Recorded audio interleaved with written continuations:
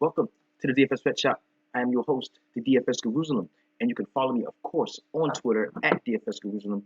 I'll be breaking down last night's four-game slate with you. We'll be talking a little bit about what happened Saturday. As we know, it was a short slate on Sunday. We had a larger one Saturday, and usually NFL days or just Sundays in general, we don't get a lot of traffic, a lot of views here on YouTube. So I try to combine those, the Saturday and Sunday, into the discussion for Monday's video. So had some really good showings in the DFS sweatshop. You know that our emphasis on these shorter slates, this is a four-game slate, the emphasis is stacking. And I was able to bounce back and snap out of a really horrible two slate skid that I was on, man. It was brutal. Brutal 2 days for me. But I played lightly today. Maybe about 2% of my bankroll, which is less than my normal buy-in, because we usually go 10%. And if we really don't like a slate or it's a short slate that we're not comfortable with, we go 5%. I just went 2% because I had to take a step back, readjust myself, kind of look at the process again, get back and take some of my own advice. And that proved to be really beneficial to me tonight. Ended up 26.5 times my buy-in. So that was a lovely night for the boy in the sweatshop. And we're going to jump into my very best DraftKings lineup in just a moment. We're going to go with our regular formatting of the show. There was not a core four today, but we did have one Saturday that was completely underwhelming. If you rostered that core four that I put out, then you definitely did the heavy lifting. If you made it to the cash line at all, it was not a very good showing. But that's the whole thing about NBA DFS, and we do our best to allow our projections, our player pools, the groups that we have in place, kind of guide you, especially the newer guys, kind of guide you in the way of becoming a profitable DFS player. If you and for me, if you don't use all of my plays every time out, then it's kind of, you don't really have a leg to stand on. I mean, if you pick and choose which ones you like and which ones you want to play, then it's kind of on you. Because the way it's set up for me, I'm a profitable DFS player. That's the way it's set up. The way it's set up for me, I'm going to hit 4 out of 10 slates, whether that be a stack slate, whether it be a core slate, no matter what it is, I'm going to be a profitable DFS player. This is a system that I have fine-tuned, and it works a lot for me. And the beautiful thing about this is you can come up with your own system as long as you are sticking to three major rules. Number one, comfort. If you're not comfortable with a play, no matter who tells you to play it, no matter how you feel about it, if you're not comfortable with a play, do not play it. Number two, bankroll management.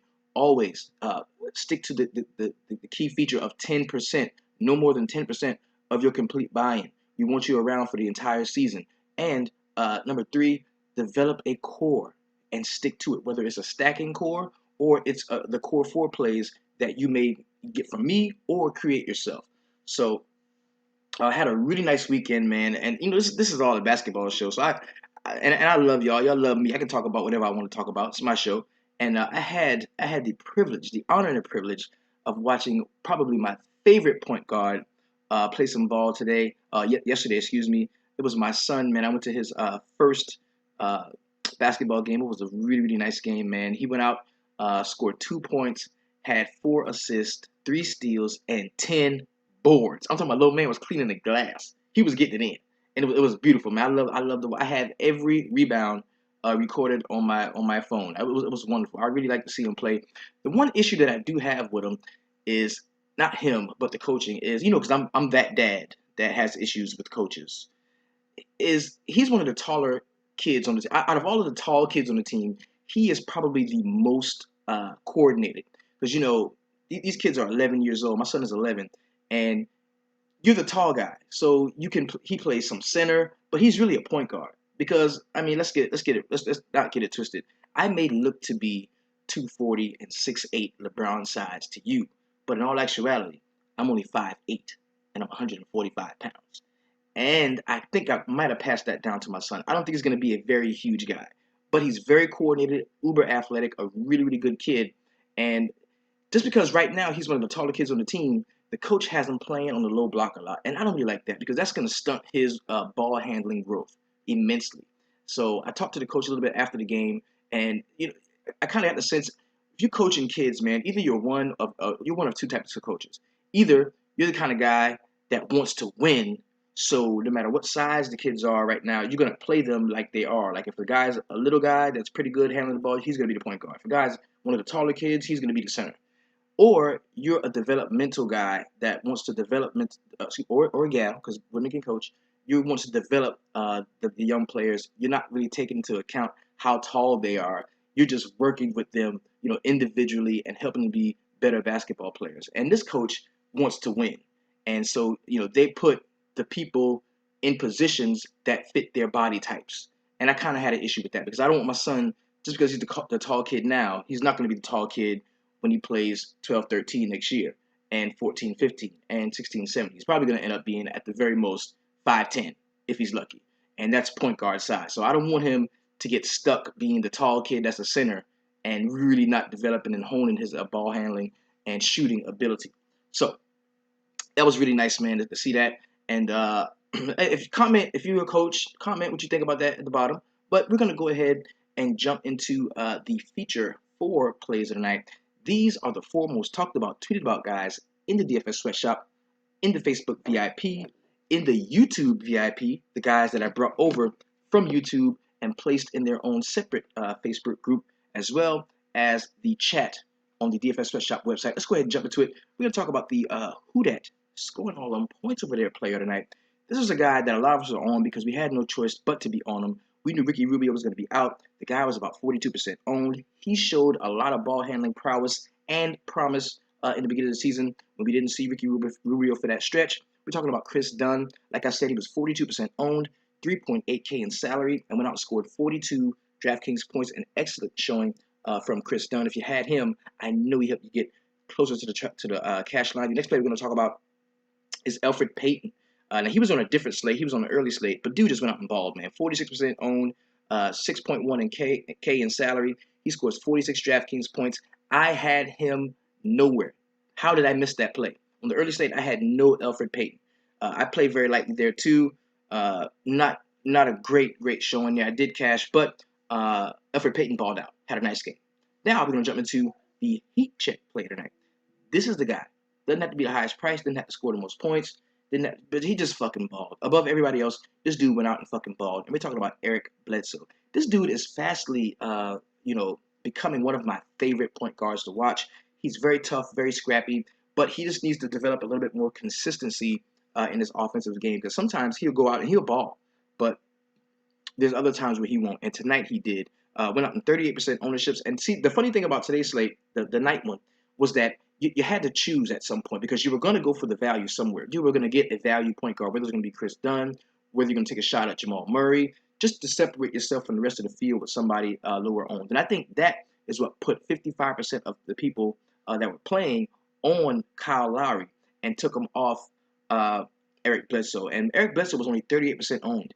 A player that good, the price was up on him just a little bit. He was 8.4K, but a player that good being 38% owned on a short slate like that, if you had him and faded the Lowrys and faded the guys that really didn't play very well, I know you got to the cash line. So Eric Bledsoe was our heat check player tonight.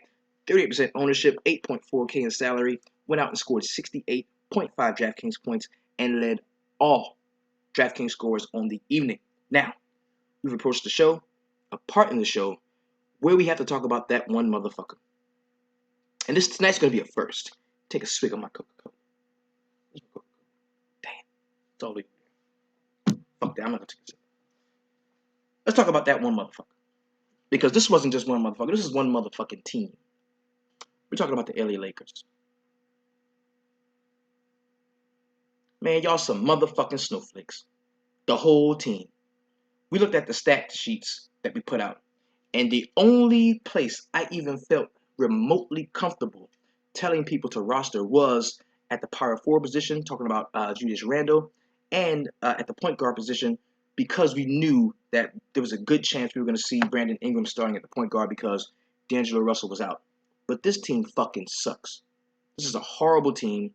The people of Los Angeles deserve a lot better than this. And tonight, all of you, the LA Lakers, from top to bottom, you a bunch of motherfucking snowflakes with y'all snowflakes ass. And I probably won't be rostering none of you motherfuckers again. Let's get on with the rest of the motherfucking show. With y'all snowflake ass. Now, we're gonna approach a part of the show where we talk about my very best DraftKings lineup. I only entered one line today in the late slate. I did one line for the late, one line for the early. Both of them cash, but this one was my best DraftKings lineup. So we're gonna go ahead and jump into that. Get that around there for you so you can see. Get that on a swivel.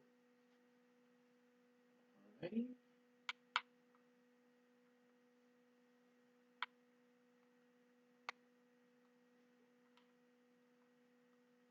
There you go.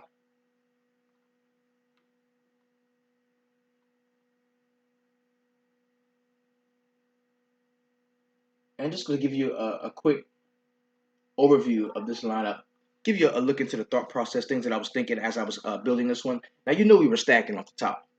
And, you know, the juicier games that I liked was uh, the Minnesota and Denver game. I just liked the point total from that. I think that would be, you know, a better scoring output on both sides of the ball.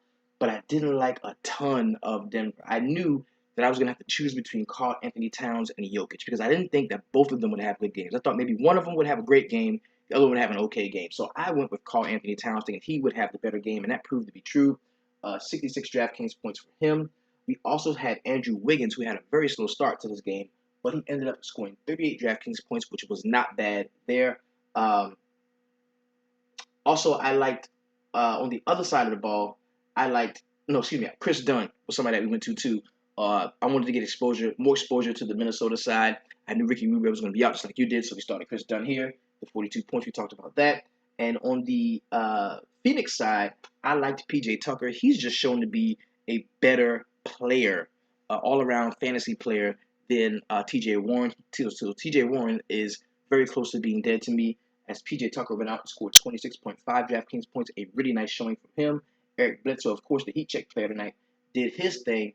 And Kyle Lowry was probably the only play that was not, you know, a really, really great one for this lineup. But this lineup finished with 332 flat DraftKings points. It was my best DraftKings lineup of the night.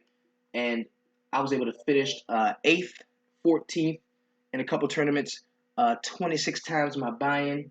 So that was a really excellent night for me.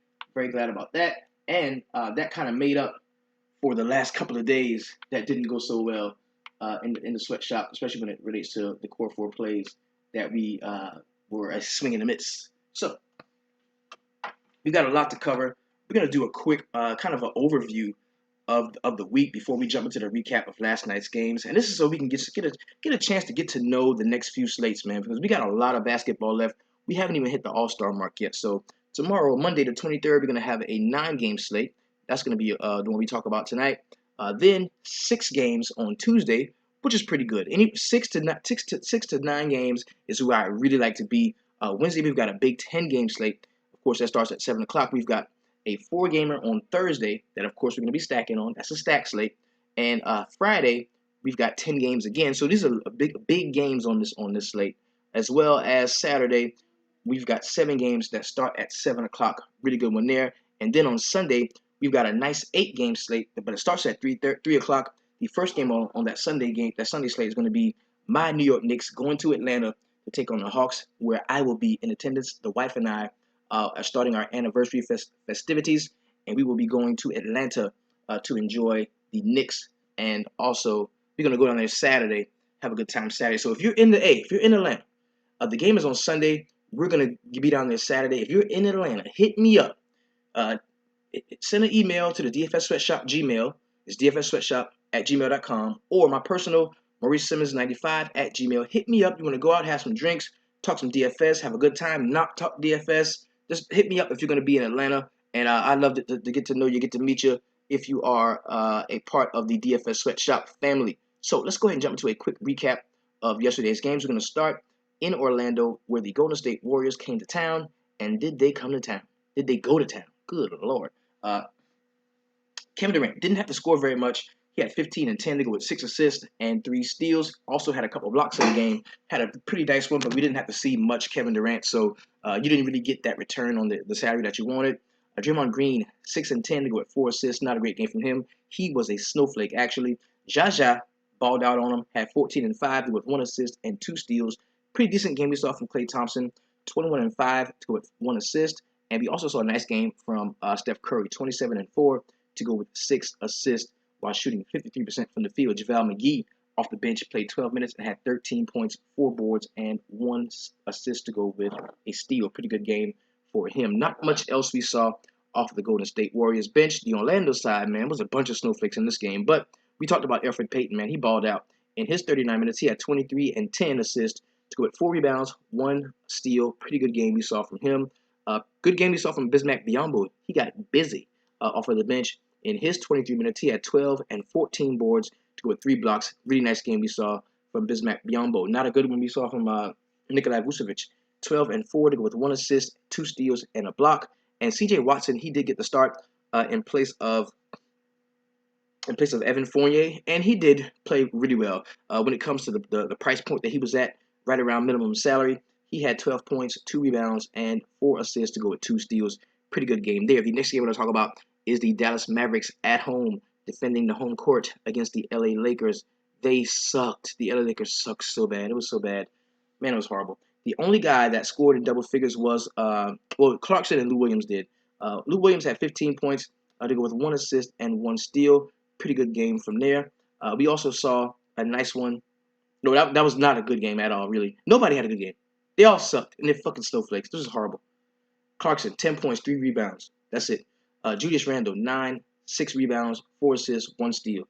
Luol Deng, 9 and 2. Brandon Ingram got to start, 6 and 1 rebound to go with 1 steal. This is just a bunch of shit. Horrible, horrible snowing. That's what y'all some motherfucking snowflakes, man. Y'all snowflake ass.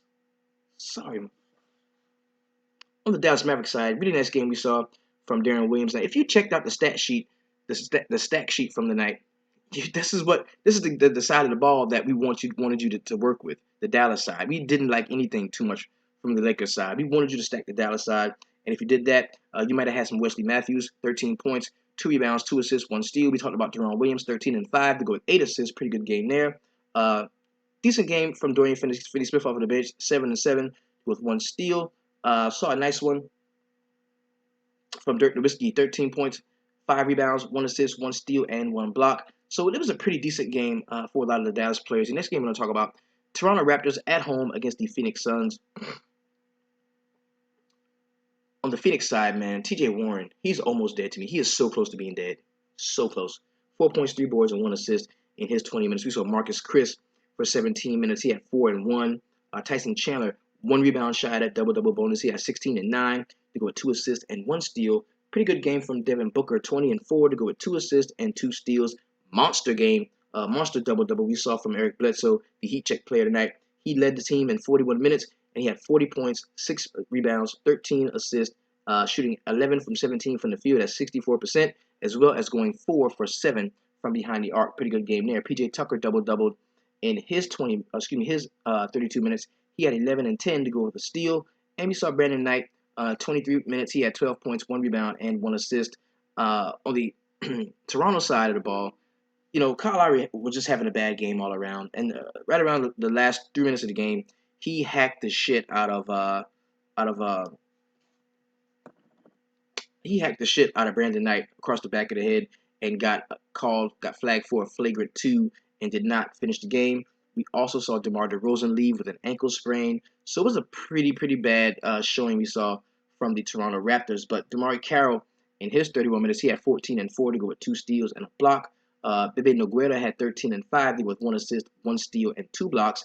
And Jonas Valanciunas doubled in his 31 minutes. He had 16 points and 12 boards to go with 2 assists and 1 steal with 3 blocks. Pretty good game there.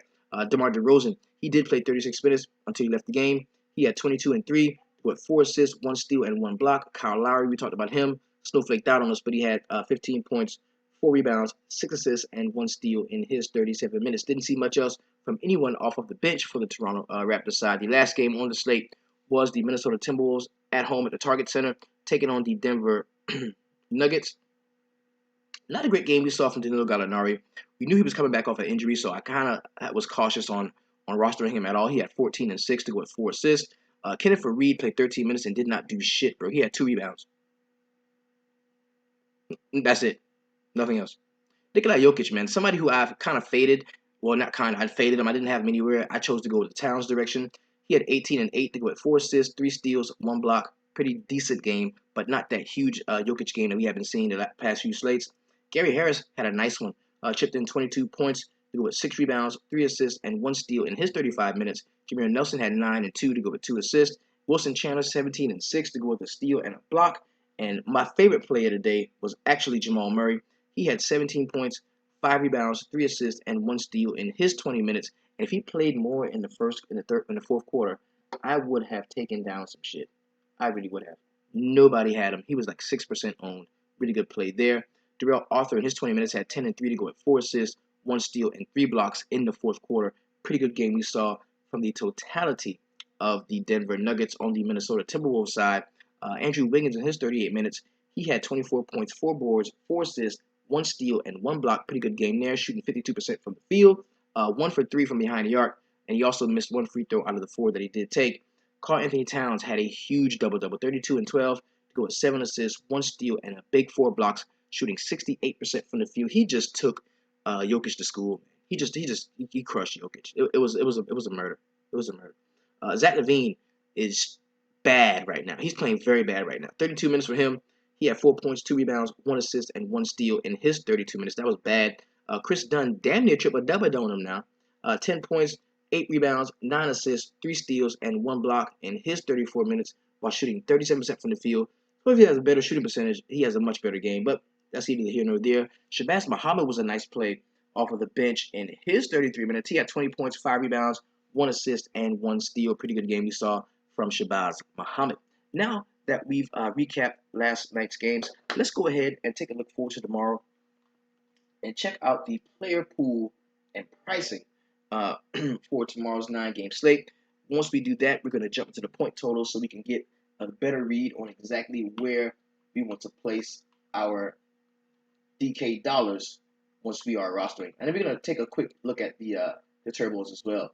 Because see, what I like about tomorrow's slate is we've got a 9-game slate, right? Starts at 7.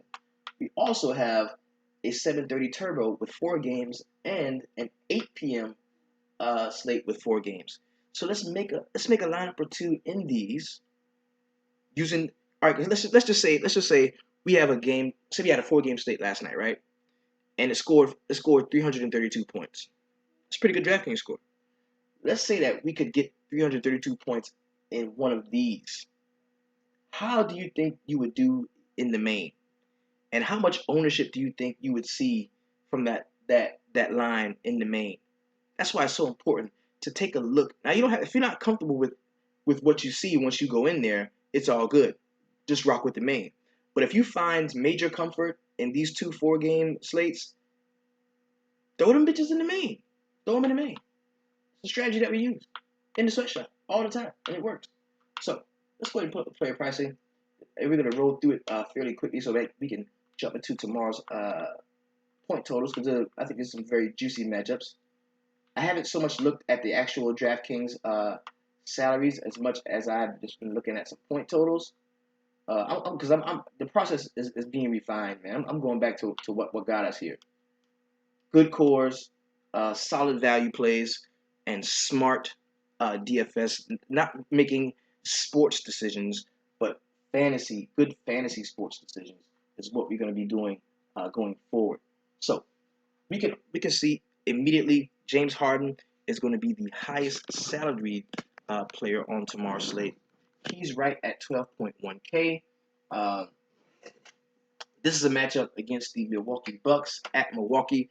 We just saw these teams play each other in Houston, and I gotta say I kind of like James Harden. I think that enough value is going to open up throughout the day to where we can definitely look at James Harden and see where we can fit him in to our lineup. So he's not a high dollar guy that I see fading. Russell Westbrook, 11.5 against the 7th ranked DVP against the point guard position. I don't like him tomorrow. The price is too high. The matchup and pace is too slow. I'm not with that. Anthony Davis, glass man. I'm not doing it. Giannis Antetokounmpo is somebody who I really do like. I want exposure to this game, to the Houston and Milwaukee game. And either I'm going to do it with Harden or I'm going to do it with Giannis. I do like Giannis tomorrow.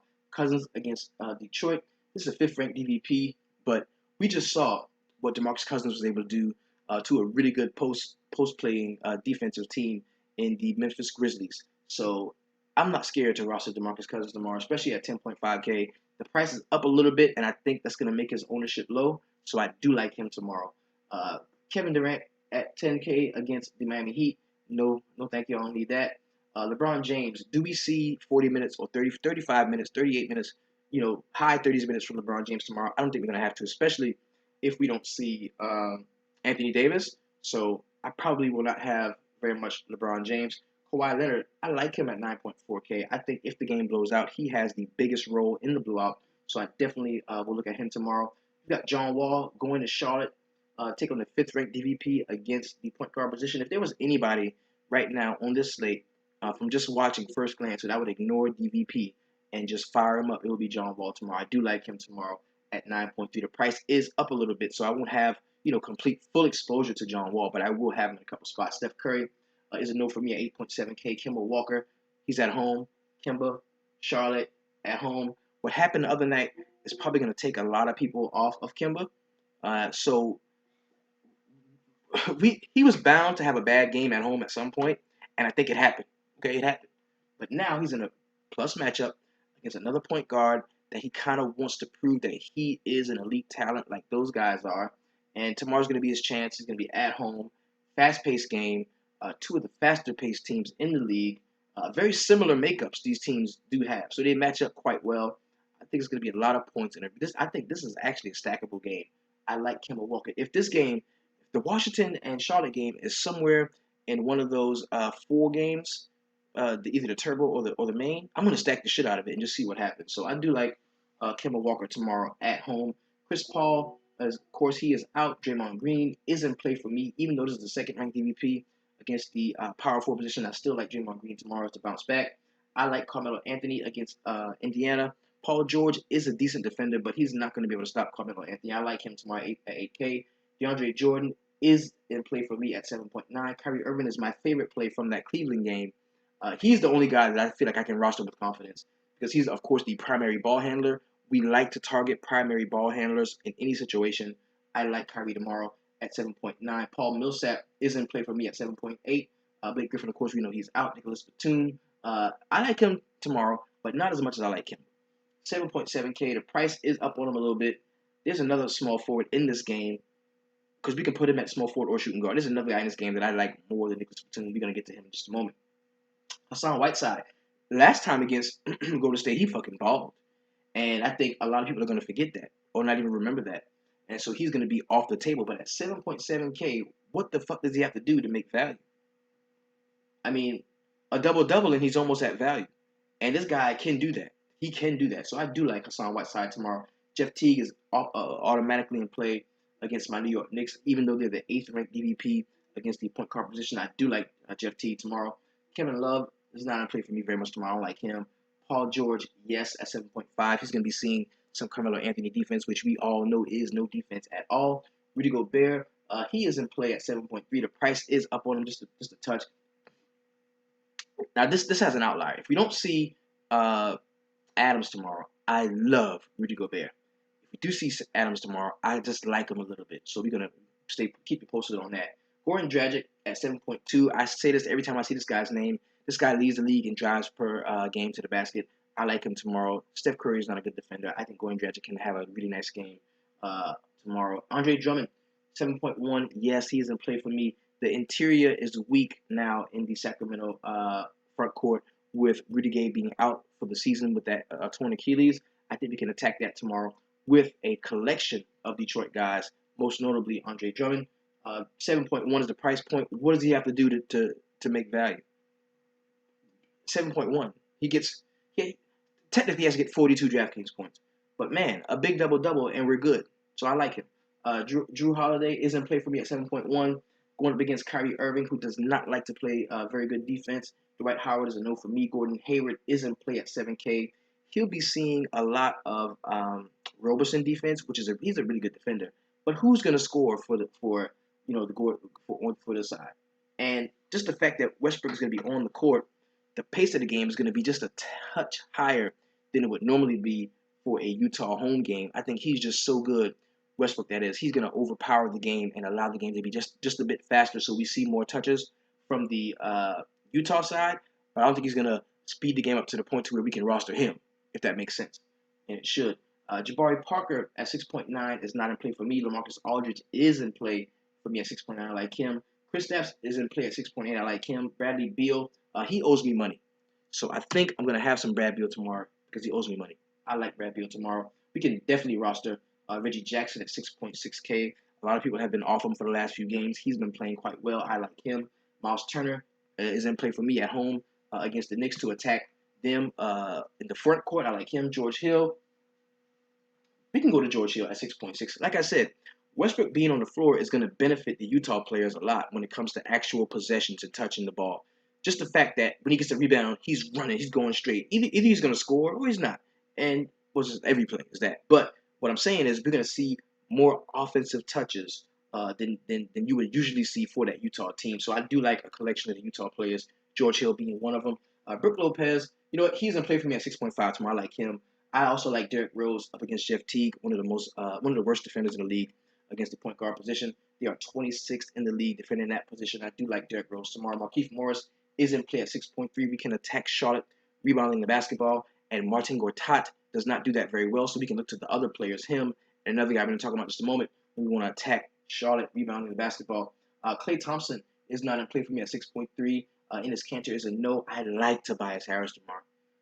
I like him. I like him. Without Rudy Gay, man, this Sacramento team is weak in the interior, and I definitely think Tobias Harris, if he does get the start, he should get the start. I like him tomorrow. Otto Porter is also a play that I really like tomorrow because not only can he shoot the deep three, he is a pretty good rebounding presence as well as a wing player. So I do like Otto Porter tomorrow. Terrence Jones is in for us if we don't see Anthony Davis. If Anthony Davis does play, I don't like Terrence Jones as much. It could be a block, and we still should see some quality minutes from Terrence Jones, but I'd feel way more comfortable, as you would, if we know Anthony Davis is not going to be playing. Dennis Schroeder at 6.1K. Remember, this team's DVP against the point guard position has fallen dramatically. Number one, because Chris Paul hadn't been a lockdown on-ball defender against the point guard position this year like he was in previous years, and now he's not playing, so the DVP is shooting up through the roof. I mean, Dennis Schroeder can be a really good play at home against the LA Clippers. I like him at 6.1. James Johnson, no for me there. Austin Rivers is in play, of course, at 5.9. Marcus Morris is another one. If we wanted to attack the Sacramento interior, we can definitely look to Marcus Morris at 5.9. That's a cheaper option than Andre Drummond as well as Tobias Harris. Tyreke Evans is in play for me, definitely at 5.9. I like him at that shooting guard position. Marcin Gortat, he for all the minutes that he's been getting, man, he has just not been producing. And I know at some point it's going to turn around. They're waiting on some guys to come back. Ian Mahinmi, they've been given. They haven't really been giving Jason Smith a lot of run like they've been giving him earlier in the season. And Gortat is just stacking up minutes, so he's somebody who we can definitely consider for tomorrow. Dion Waiters is a player that I like. I think tomorrow he has a really nice shooting game at 5.7K. We can go with him. Raymond Felton is also in play. Remember, whoever's starting at point guard against the Clippers, for the Clippers tomorrow, we're attacking Atlanta. This is one of the worst teams in the league against the point guard positions. Whenever we find out who's going to be the starting point guard, whoever we think is going to be a primary ball handler that Dennis Schroeder is going to be around, we're starting that guy. That's sweatshop law.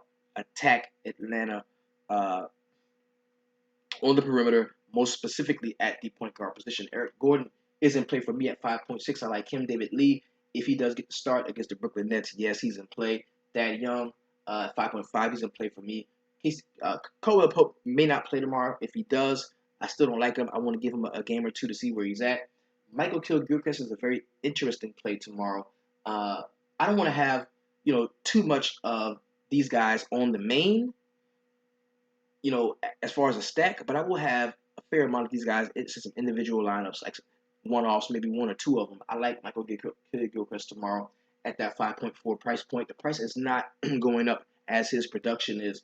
Trevor Ariza is in play at 5.3. I like him. Tyler Johnson, if he is out tomorrow, that also boosts up Goran Dragic a little bit more. Vic Oladipo, 5.3. This is the number one team against the shooting guard position. I believe that, and I will not be fucking with Vic Oladipo tomorrow. Malcolm Brogdon, he's in play for me. but not much. I like Patrick Beverly to play some sound defense against this guy, so he's not a person that I'm going to be rostering too much tomorrow. Pat Bev at 5.2 is a yes. I like him tomorrow. JJ Redick is in play at 5.1. Of course, we know that Rudy Gay is going to be out for quite some time. He's going to come back next year, maybe. Trevor Booker at 5K is not a play that I'm interested in tomorrow. Cody Zeller, yes, at 5K. I like him. Steven Adams, we talked about him already. He's questionable. Derek Favors is in play at 4.9. Darren Collison at 4.8 is not a play that I'm interested in. Joe Ingles, if he does get the start, in place of Rodney Hood, I like him tomorrow. Tim Hardaway Jr. is a no. Ryan Anderson is questionable. He may not play. I like Marvin Williams at 4.6K. Kent Bazemore is dead to me. I must explain that to you. Tony Parker's going to be out. Josh Richardson's probably going to be out. Tristan Thompson is a really interesting play I like from this game. Him and Kyrie would be the two plays from the Cleveland-New Orleans Pelicans game that I really like. Because I think a cheap double-double from Tristan Thompson tomorrow is very doable, especially at that 4.5K price point. I like him tomorrow.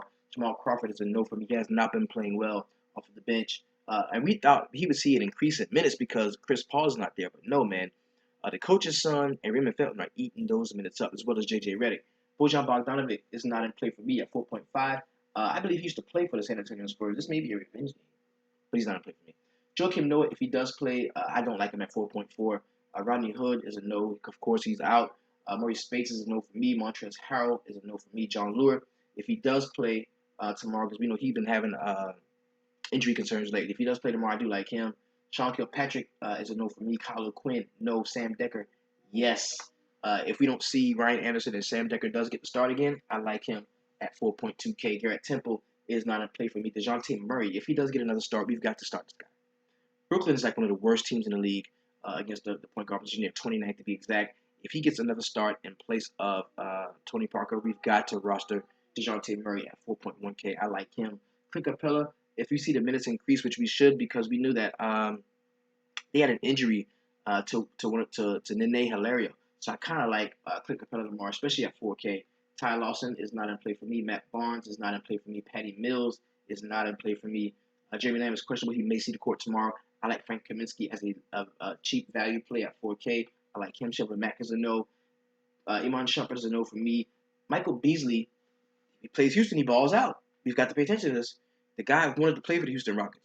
Kind of made his way back to the league from overseas in China, I believe, and was promised a really a spot on this Houston team, and they got rid of him. And he's gonna be mad about that, and he always plays well against them. So I do like Michael Beasley as a punt option tomorrow, a very cheap play tomorrow. Anthony Tolliver is in play for me, even though there's a 5-rate DVP against the small forward, power forward position. I like him. Stanley Johnson is a no, especially if we see KCP back. Karis LeVert, he may get a lot of run in a blowout. This could be a blowout. You may see some scrub love from him. So I kind of like him as a punt option there. Ronnie Hunter Jefferson is a no. Kyle Korver is a no. Willie Reed is a no. Channing Frye. If we find out that like Love ain't playing, I like Frye. Other than that, no. Marco Bellinelli, 3.8. He is in play for me, especially if Jeremy Lamb doesn't play. Jaja, 3.8. Yes, I like Jaja Lamar as a cheap center option. Richie Bullock, he's had some pretty good games out. We're probably going to see KCP back tomorrow, so that's a no for me. Aaron Baines is a no. Andre Iguodala at 3.7 could be a nice punt option. Good thing the price is back down on Kuzminski since he's not seeing much playing time. Manu Ginobili is an interesting play at 3.6. I like him tomorrow. I really like Manu tomorrow. Buddy Hield, 3.6. If the game does blow out, we might see some extended run for him. Other than that, I don't like him very much at all. John Henson is a no. Deli is a no for me. Danny Green, yes, I like Danny Green tomorrow. 3.5 to give you a really solid punt play. Dwayne Dedman, yes. 3.5, the game blows out. These guys are going to get some run. Spencer Hawes is a no for me. Solomon Hill is a no for me. Chris Humphries is a no for me. Dinwiddie, if he does get to start at point guard, going up against DeJounte Murray, we can definitely give him a look. Unless they start Whiteside, we can give him a look tomorrow. Justin Hamilton, 3.4, that's a solid pump play. Let's go ahead and find somebody around the minimum salary that we may be able to make use of tomorrow. Gary Neal, no. Let's see what we have here. Brandon Bass, no.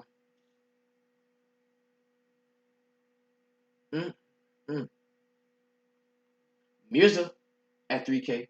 This is a play that we not because this game, the Houston they run, man, and this game, you know, is gonna be a nice scoring game. We may see some music to live it, man. I like him tomorrow as a cheap 3K guy. I don't think that's gonna be a bad play at all. He's a very good shooter. If he gets hot, he gets hot. Close to Kufus at 3K. We can look to him definitely. Maybe some Willie Cauley-Stein at 3K. They're going to need to employ a lot of bigs going against Boogie tomorrow. I like that. And you never know. Somebody gets in foul trouble. We might see a lot of Costa Kufus. Boogie is very active around the basket. So that is definitely something that we can look at. So now that we have kind of developed our player pool in our head, got a good look at all of the guys that are possible for us to roster. Let's take a quick break, and then we're going to jump into the point totals for tomorrow's 9-game slate. Let us get the logo back up. And I'm finally going to grab my Coca-Cola. Take a quick break. Be right back.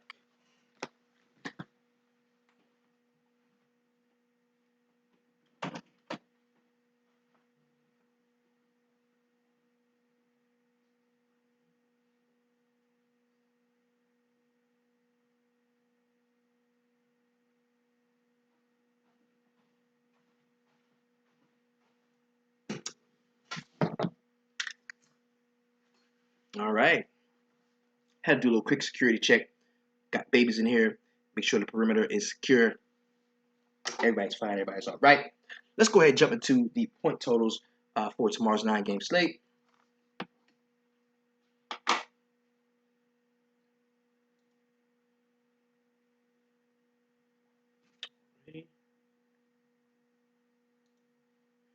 We're going to start with the Washington and the Charlotte Hornets. This game's going to be in Charlotte, so I can see it's not going to be a part of those 4-game turbos. Those are games that are just at 7:30 and 8 o'clock, so that idea is shot. I won't be able to roster any of those guys in those turbo slates, but this is really juicy now. I like this one. Okay, we've got a 213.5 point total, with the Charlotte Hornets being the home favorite, giving up 4 points to the Washington Wizards. I like a lot about this game. I really wish this game was in one of those 4 so I could use a game stack, which I still may take a look at though. Now, like I said earlier, Kemba at home is a thing for me. I can definitely look at rostering him after what he did last time. I don't see the ownership being quite as high as it was last time, coming off of that 50 some odd point game and then having that shitter the next game. So I do like Kemba tomorrow. Don't like Nick Batum as much. I think we can definitely look to MKG as well as Cody Zeller to attack Washington rebounding the basketball. Both of these teams are not very great rebounding teams, so I don't see a problem with attacking them on the boards either way. Put stuff here. On the Washington side, we've got to take a look at John Wall. In a matchup like this, which is not a very plus matchup, a lot of people are not going to be on him. And he is a 50-point game waiting to happen. This is a guy that has 75-point upside. We've seen it throughout the season, so I definitely think we can look to John Wall tomorrow. I like Otto Porter in this game. I like Markieff Morris to play very well. Back to the Charlotte side, I do like Marvin Williams, who we talked about him as well a little earlier. And I got to figure out what I'm going to do with Marcin Gortat. I think that I can roster him tomorrow. I really think that I can roster him tomorrow and be confident about it.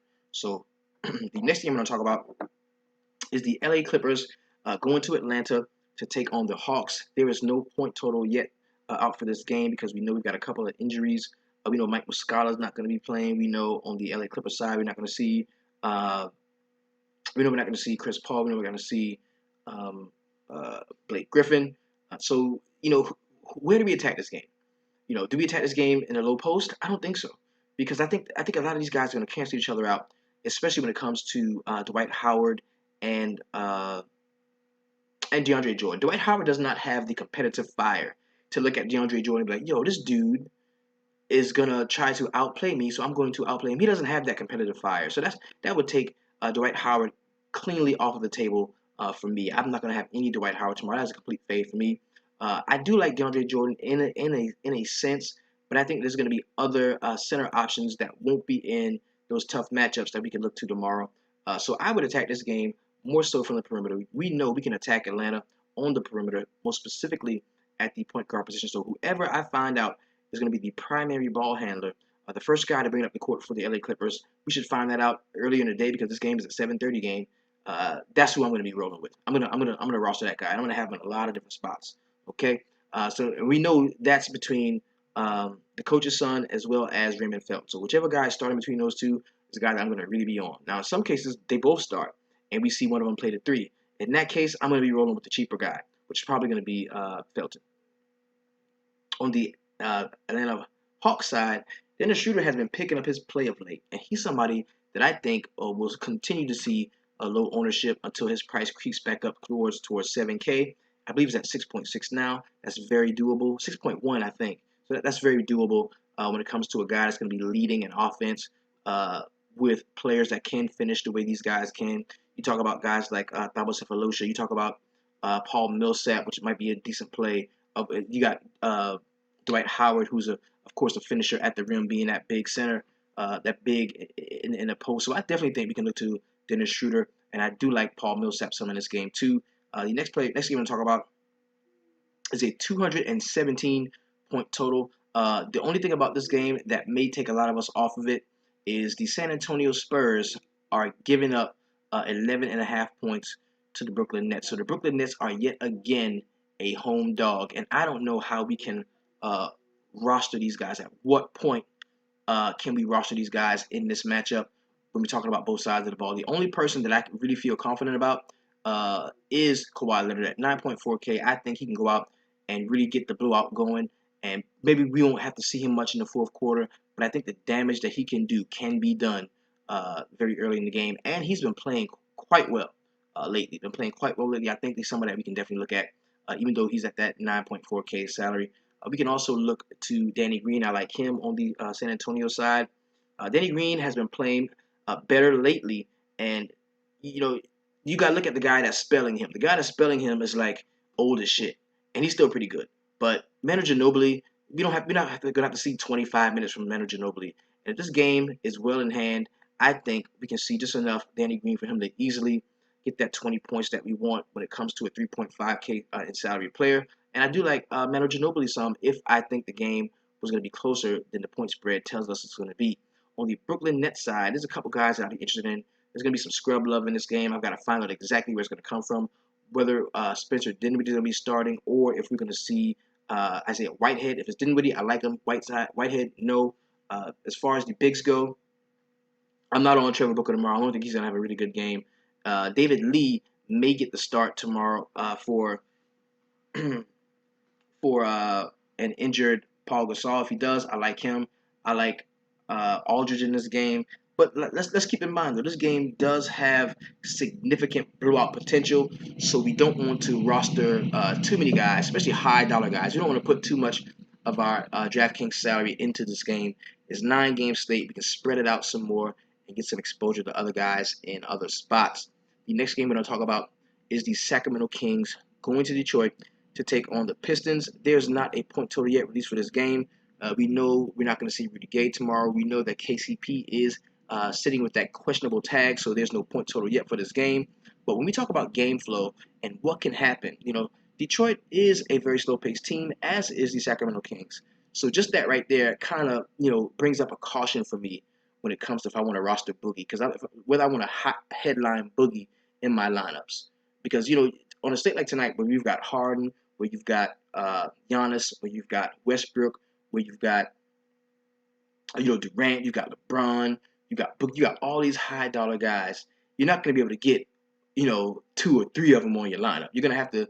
This lineup is going to be, this is a Boogie lineup, or this is a Harden lineup, or this is a. You're going to have one of them. You're going to have to, but you can't get 2 or 3 of them. This is impossible because the rest of the lineup is going to be shit. It's going to be stars and scrubs. It's going to suck.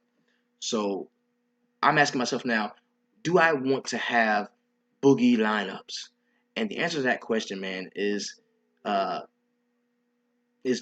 If I had to go a big in this game, I'd rather go Drummond. The discount you get on Drummond, it's 7.1 as opposed to 10.5. Man, I'll take Drummond. Boogie is not a great, one-on-one man defender. He's not going to shut Andre Drummond down. My biggest concern when it comes to Andre Drummond guarding Boogie is foul trouble. 2 quick fouls in the first quarter, man, and that shit is done.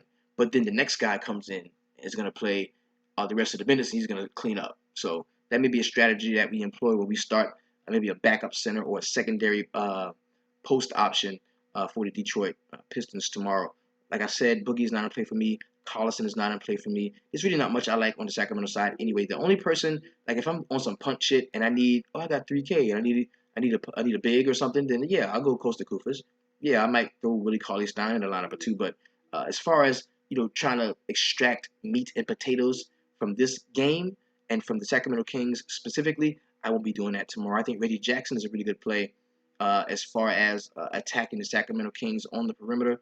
He is in an upswing, been having a couple pretty good games in a row. I think he's somebody we can look to. We talked about Tobias Harris and Marcus Morris in this game too. I think those guys can be pretty good plays there. But like I said, we don't want to invest too much in a game that I foresee having a very low point total. The next game we're going to talk about is the Miami Heat at home taking on the Golden State the Golden State Warriors. This is a 216.5 point total, with the Golden State Warriors giving up 11 points to the Miami Heat. Yes, the Miami Heat are a home dog.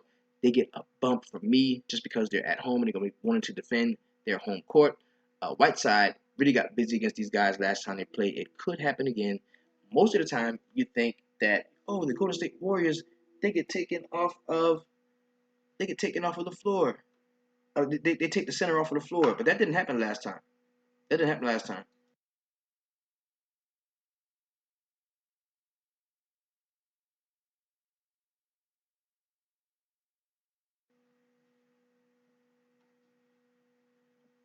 Excuse me. That doesn't really happen a lot against other teams. Like they usually take the other team's center completely off of the court. But with a team like Miami, you gonna take the best player? You're not gonna let them take your best player off of the court. No, he's gonna play. Same thing when they play Karl Anthony Towns, when they play teams that headline their center.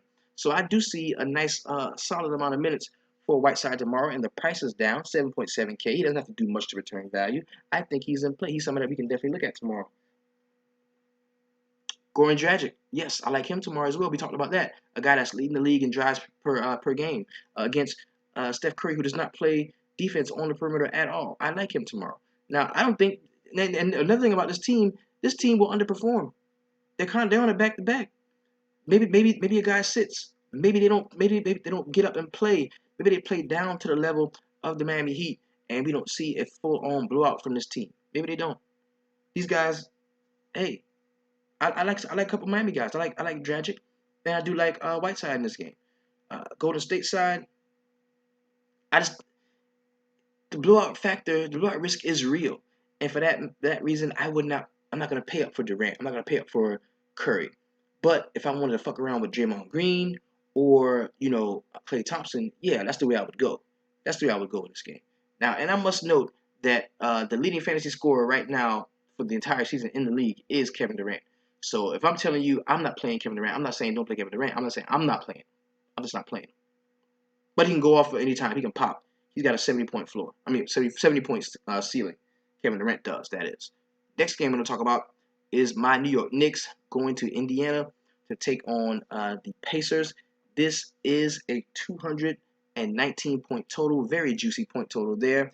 And the interesting thing about this game is the spread is only 5.5. You've got Indiana giving up 5.5 points to my New York Knicks. Both teams do not play very good defense against the point guards. We can see a duel between Jeff Teague and Derrick Rose, who is currently trying to play his way onto another team, and he's doing a very good job right now. I think that if Kristaps Porzingis comes back, that opens up the floor a little bit for Carmelo Anthony. We see a decent game from him. I kind of like Kristaps a little bit. I would not go in the way of stacking the Knicks, as I think that they are a bad team. But I mean, every night we can kind of gauge who we think is going to be a solid play out of those three. Joakim Noah, 4.4K. He probably is going to be in play for a lot of people tomorrow. I won't have him anywhere. I just won't have him too much. On the Indiana side, I like Miles Turner. I think it's going to be a really nice play. The price is down just a touch on him. Same thing goes with Paul George going up against that Carmelo Anthony defense. I like him. And Jeff Teague is definitely in play at his price point. The next game we're going to talk about is probably it's the largest point total on the evening. It's the game a lot of folks are going to be involved in. we're probably going to see a ton of ownership across the DFS world in this game. It's the highest point total, 223 points is the point total, with the Houston Rockets giving up 4.5 points. Yes, again, we got another home dog. Milwaukee Bucks, they're receiving 4.5 points. So uh, I like Giannis. I like Harden. I like um, I like Decker if he does get to start. I like Michael Beasley on the other side. The revenge narrative being there. He always balls out against the Houston Rockets. I think we can look to. I don't like Jabari Parker as much. I don't think he's going to have a really great game tomorrow, but he could. But I won't be on him. I like. I like Pat Beverly some, as well as Trevor Ariza. I think those guys are in really good spots. And I think a cheap play at the center position is going to be Clint Capella. So there's a lot to like about this game. And see, the funny thing about the Milwaukee side is, like, okay, if it's a 223 point total and the spread is only 4.5, who's probably going to be the biggest scorer on the Milwaukee side? Giannis. Okay, well, who generally is the number two scorer? It's going to be it's going to be Jabari Parker. Well, where we're going to really separate ourselves at is if we can pick the next guy on this Milwaukee team that's going to score and have a good game, because the 223 point total has got to come from somewhere. Who's going to be? It's going to be Greg Monroe, who hasn't been seeing a ton of minutes in the last few games. It's going to be Michael Beasley. It's going to be Mirza Teletovic off of the bench. Is it going to be John Henson? Is he going to start off with a good game or get a good start to the game? So we've got to pay attention to that, because the point total is so juicy in this matchup. We've got to find out where that third scorer is going to come in and wreck shop. So be on the lookout tomorrow for news and notes as it relates to the Milwaukee game. We want to know who's starting. We want to see projections on the minutes of Greg Monroe. So this is a really good one, and also Malcolm Brogdon too. He's going to be seeing defense against the Pat Beverly, who is one of the league's better defenders against the point guard position. So that's not somebody who I would be highly interested in. But the points have got to come from somewhere, and we got to be on the lookout for that. The next game I'm going to talk about is the Cleveland Cavaliers going to New Orleans, take on the Pelicans. Now, Cleveland has not been playing like super great of late. Like they have been blowing teams out they should blow out, and they have been in very close very close games against teams that they were lightly favored in. So without Anthony Davis, I don't think this team has a chance to compete at all. And if we know earlier in the day that we're not going to see Anthony Davis, I'm not going to have too much to do with this game outside of, on the Cleveland side, Kyrie Irving and Tristan Thompson, who I do like. If we don't see Anthony Davis, I love Tristan Thompson tomorrow. I just do. On the Pelican side, Tyreek Evans doesn't play for me. I kind of like him at that 5.8 price point. Also, I would say against Kyrie Irving defense, we've got to look at Holiday. I think Holiday can be a decent play for a stretch in this game. LeBron James is off of the table for me completely. The price is too high. This game is probably gonna blow out. It's only a 6.5 point total.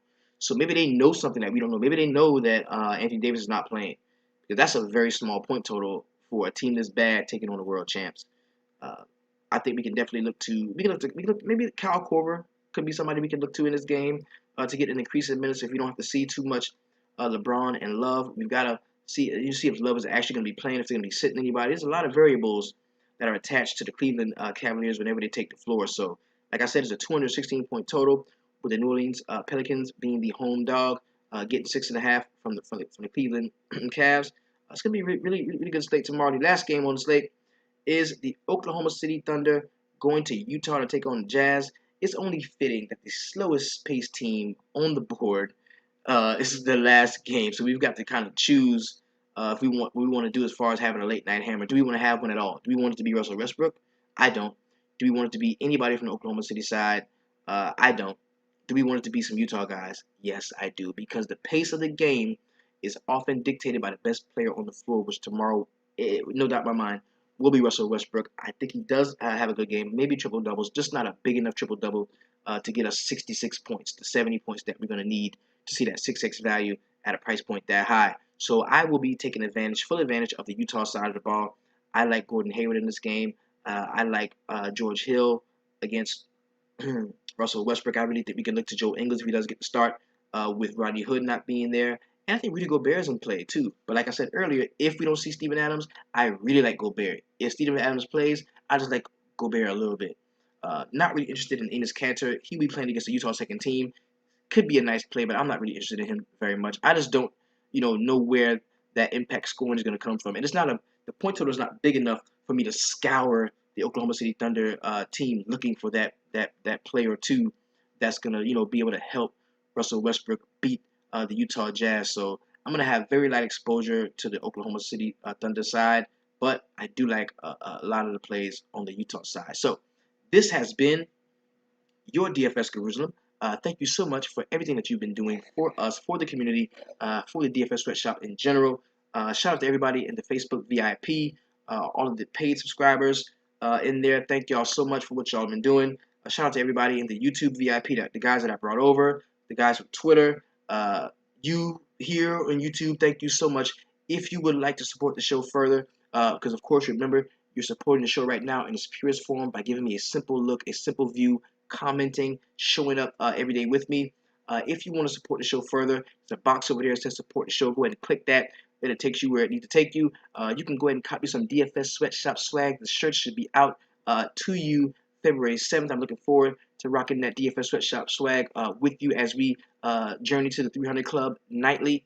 Also, you can become a full-fledged member of the DFS Sweatshop by going to the website at www.dfssweatshop.com. That's where you receive our daily cheat sheets, our rankings, our player pools. Everything that we have is available for you in the DFS Sweatshop website. Thank you so much. And I hate to talk about cost, but it's cheap as shit. 50 cents a day, 2 punk ass quarter lineups, and that's you're a part of the DFS Sweatshop officially. You get everything that we have to offer. The price will not change as we move into our more advanced tools, information, and technology. Things that are coming out very soon. I'm very excited about those things. Also, you can support my personal PayPal, SimmonsMaurice95 at yahoo.com. Thank you very much. Shout out to the Tech Squad, man. Those guys are hard at work. Jack, Dave, LT, thank y'all so much for all the help that you are providing for yourselves and for us here in the DFS Sweatshop. And we're gonna get to the money. The number one thing I want you to do in the DFS Sweatshop, always keep it 300.